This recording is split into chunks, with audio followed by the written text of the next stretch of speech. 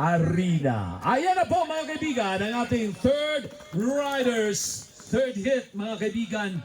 Male category. Medyo Nalanganin siya. Derecho. Ang tawag natin dyan mga kaibigan sa dapat talaga ang ating extrication team hiwa-hiwalay. No?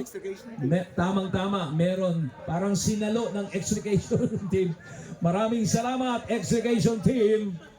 Ang tawag natin dyan mga kaibigan sa mga sitwasyon na kung saan ang mga kabayo ay nag-aagawan, nag-uunahan, lalong-lalo na mga kaibigan sa may mga kanto, ang tawag dyan ay nagsisettle ang ating mga kabayo. Ayan, last round. Last round mga kaibigan sa ating tatlong riders sa ating third hit ng horse race. Tumbling. Masakit ka dito, tumambling ko pa naman. Dapat talaga sa ating mga riders huwag mag-overshoot, no? Ibang kung sa sasakyan nagbibiglang break, dapat diretso muna, no? Okay, timers.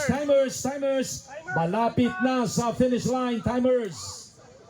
Timers and judges are ready now. Ayun! Malapit na ang maabutan! Alright! At hindi naabutan. Congratulations sa ating first two riders. Natapos na. Samantalang third rider, eto na sa finish line. Diretso! Ayan mga kaibigan! Lumarga na.